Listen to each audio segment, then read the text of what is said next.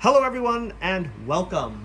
In today's video, I'll be showing you guys how to install the Thule T2 Pro add-on XT dual bike module onto your T2 Pro XT or the XTR if you are buying a 2021 model bike rack.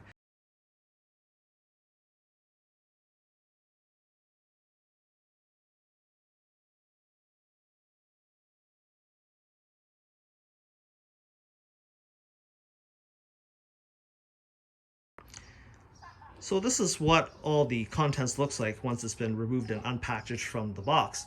We've got our useless instruction set, our warranty card. We've got two hardware bags in the back there. We've got the bike securing clamps, right? So there's the 1 bar, 2 bars. We've got our wheel cups. We've got our strap retainers for the rear tires. And then we've got this nifty piece here, which is the center column to give us that added length on the back of our existing rack.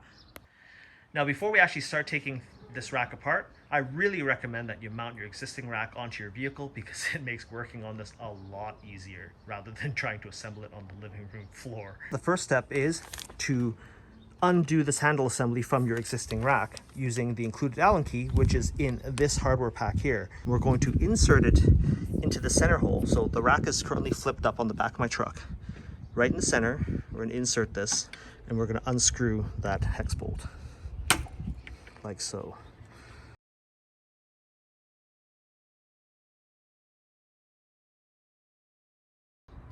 Next step is to undo a screw on the left and to the right of the release handle.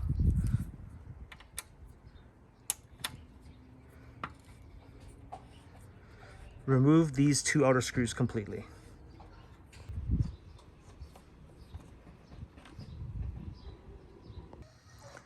So once we've completely undone the center screws and completely removed the two outer screws, you should be able to grab this handle and wiggle it and have it come right out.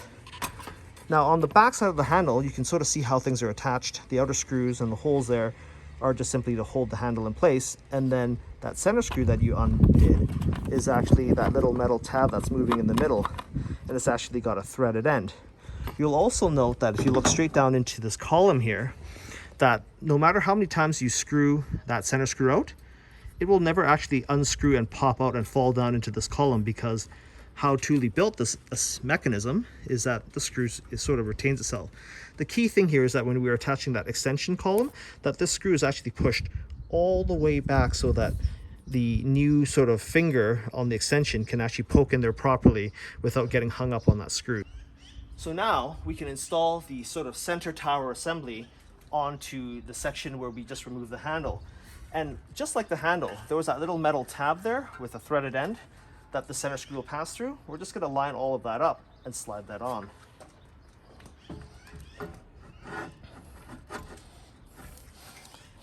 And then so you just want to get, see that metal tab, if you guys can see it, it's supposed to fall into that hole. That's why I told you to push that screw out so it clears it. Slide that on very carefully until it's fully seated.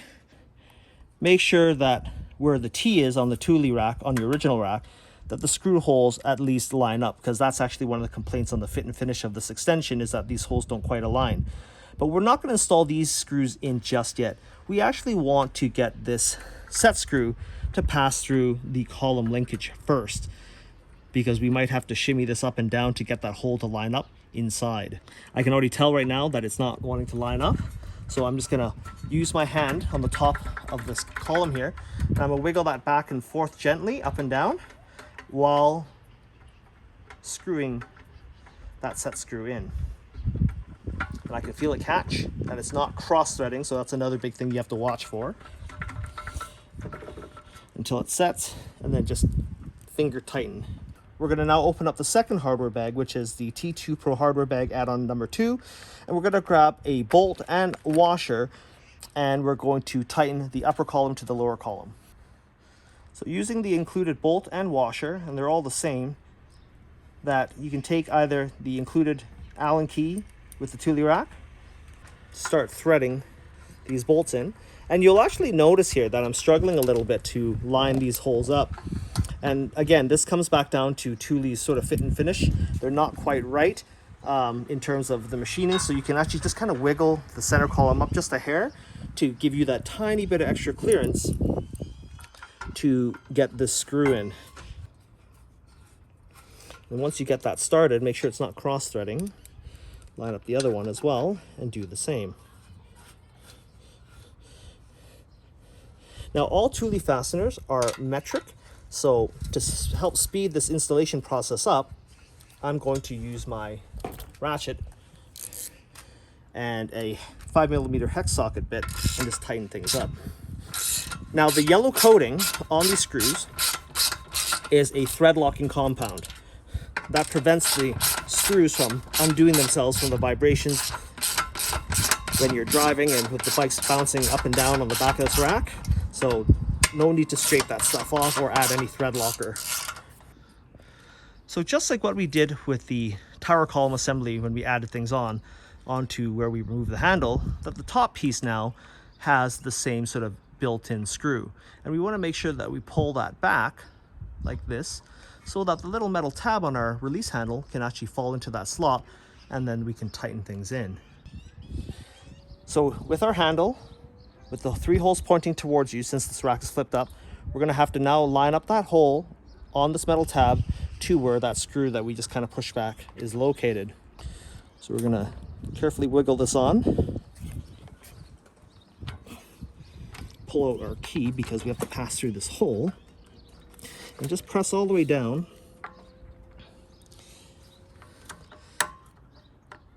And then you're just going to press firmly on that screw and just kind of wiggle the handle up and down to line up that mechanism with the screw or the metal tab. Again, making sure that when you're screwing things in that you don't cross thread it. It doesn't take too many turns to tighten it, and just finger tight. Take the 2 screws that we removed from the handle earlier, reinstall them into the handle. You don't actually want this fully tightened right down just yet. You want to make sure that you line up the other side and make sure that you get things in properly. So once these screws are both loosely installed, just going to give the handle a wiggle to make sure things are seated properly, and then do our final tightening.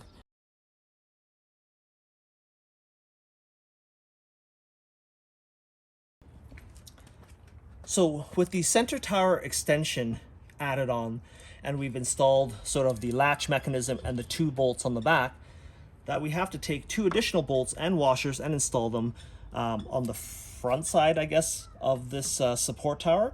So you have to release the rack, fold it down so it's in a flat position, and then install them. So as I was trying to install these screws when the rack is flipped down like this, that in the classic Thule fashion, as others have reported, that lining up these screws to the holes from the extension rack tower to the original T2 Pro rack, that the alignment was out by maybe 0.5 millimeter to 1 millimeter. And so this is exactly why I said don't tighten the bolts on the bottom side just yet, because I had to actually pull this center piece out to line those holes up. And this is also why I very carefully thread these things in properly, because a lot of times I see people do automotive or repair work and they're installing a screw and it's kind of off or it's kind of crooked and it doesn't go in smoothly. These screws should never have difficulty screwing in by hand for at least the first 2 or 3 threads. Once you get the thread started and you can see that it's almost all tightened down, is only then can we apply some forward forces to push and close that gap between the tower support bar.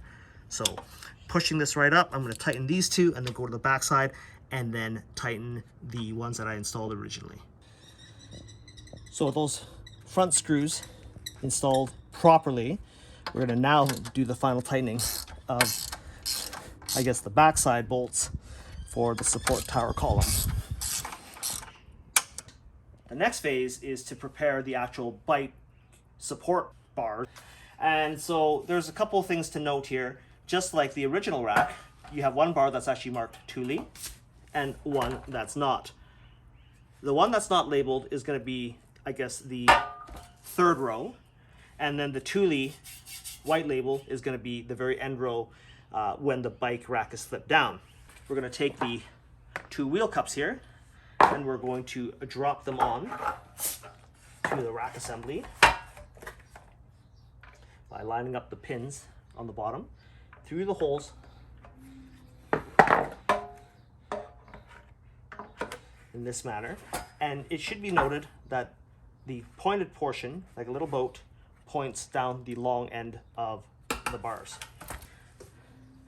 Now to secure the cups onto the crossbars, we're going to take a threaded screw without a washer, and we're going to give it a little dab with some synthetic grease onto the threads, just to facilitate ease of installation and future ease of removal. And the reason why we want to care about this is because these wheel cups here are made of ABS plastic that when they're new and the screws are new, things screw in and out of these really easily. But should you ever have to remove these things and these screws are rusted and they're seized inside of this little flimsy plastic shaft, that during the removal process of the screw, you might end up breaking the ABS piece on the wheel cup, which means you would have to buy new wheel cups. But by greasing them up now when they're new, that future servicing and removal is going to be a lot easier. Using the included Allen key, you line up the cups with the holes and install them accordingly. We're going to repeat this process for all 4 screws on this bar and then do the same for this next wheel cup. Now here's a service tip, guys. When you're installing the 4 screws on these cups, or actually any of these parts on this Thule rack, that is always good to install everything loosely, making sure that you double check the alignment of everything before doing the final tightening sequence. We can install this crossbeam onto the vertical bike support tower here. Now some people like to flip things down and work underneath. This piece here is super light, so I'm just gonna hang this over and grabbing, if you have a helper it's even better, but you can just kind of lean into your rack, and you're gonna take 4 bolts and washers with the 5mm head, and you can just roughly screw these in to support the crossbar. You don't want to fully tighten these until you've actually aligned things properly onto this center tower. We've installed the crossbars loosely. All 4 bolts and washers are put into place, but loose enough that we can shift these left to right. Now, depending on the bike you have, the best thing I can suggest is you either mount the bikes onto your rack and then adjust the placement of the bikes and making sure that the pedals clear the various bikes. But I'm going to just align mine against bars 1 and 2 to 3 and 4, because my bikes are all the same size. My wife and I have the same bike, my kids have the same bike, so this is why we can do it this way. So bike 1 and bike 3 need to be aligned, just like bike 2 and bike 4 need to be aligned. So all evens and all odds. And then once we've got that alignment correct, we can release, put our rack back up, and then just snug these bolts down so that everything just stays in place. Because we're using a ratchet, be mindful of how tight you're tightening these bolts. They don't take a lot of force to stay secure. We have to now install the rear wheel securing strap brackets. Now we're going to do this by lifting up on the front wheel securing clamps with the little push button release in the front. We're going to slide them onto the ends of the rack. Now there's actually a little tab, a little nub on the inside here that makes sliding these things on a little bit difficult, and that's by design. What you want to do is slide it onto the end of the pipe and just give it a good smack with your hand to get them on like this. Repeat the same for the other one. Just slide that on and smack and get that on. Now you'll notice here on the end of these pipes that there's a foam block. Do not remove those. That actually prevents dirt and debris from entering the end pipes. They'll stay in place, don't push on them. In our kit, there's an end cap, a little hole here that lines up with here. I'm gonna slide that on. Once we've installed the end caps onto the pipes, we're going to wiggle this rack to release the handle, fold it back up, which will then allow us to install the 2 securing screws and washer into the end cap that prevents this rear wheel clamp from sliding off the crossbar. We have our coarse threaded bolt or screw with our washer, and we're gonna just coat the thread with some silicone grease and then just hand snug that in. Now the reason why you need the washers on this end piece is because it actually creates a higher raised edge that prevents this from ever sliding off. Now you notice here, if you get close from the front view, that if it was just a screw alone, that if this ever expanded or was pressed hard enough, that this could probably come off. So that washer raises that head a bit to prevent that from ever happening. So the final step to our installation is installing the Thule lock set. Now, because I didn't buy the extension piece and the rack from the dealer as an entire assembly, I bought them and installed them or assembled it myself, that the key sets here don't match what I had previously, and that's okay. You can either buy a matching Thule lock set, which costs quite a bit, or just deal with using multiple keys, one to undo the original rack, including the hitch lock, and then the other keys to do the bikes 3 and 4. Now, to install this, we're gonna flip the arm over so that it flips completely open. I'm gonna press on this locking mechanism and pull down, which will now expose the little hole that the key cylinder is going to get installed in. Now, to install it, we're going to pull the key out. We're going to take the included key blank, going to put it in all the way, insert it into this end, and then pull out. And you should be able to take the key and then be able to twist it back and forth. And when you pull the key out, it should never come out.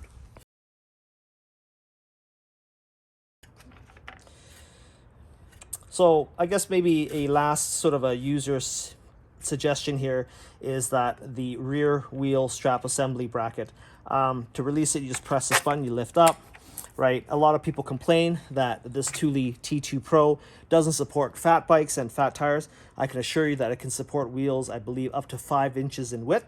And they say, well, the strap's too short, and it's because of the way Thule routed this from the factory, because it's default to be used with normal sort of hybrid or narrow bike tires. To change that around, I showed this in my original Thule video, but I'll show it again.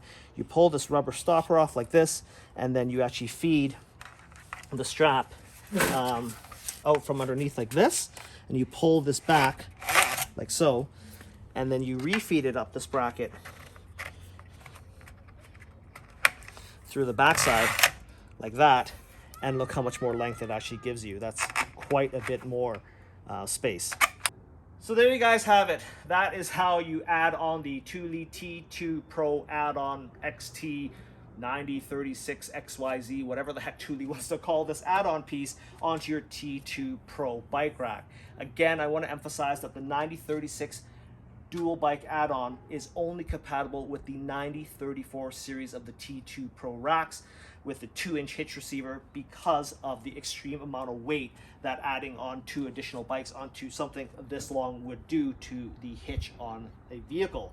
The 2-bike configuration weighed in at about 47 to 50 pounds. When you add on this additional 2-bike edition piece, your bike rack is now about 97 pounds or so in weight. So it is very awkward to install and remove this rack. Really encourage you to get a helper to help you line things up and you don't injure yourself. Total time to install this thing, as you guys can see, maybe took me about 20-25 minutes at most. Thule instructions, like the previous ones for the original rack, were horrendously done. Hopefully this video helped make things a lot easier for you. If you guys like this video, give me a thumbs up and consider subscribing to my channel. And thanks for watching.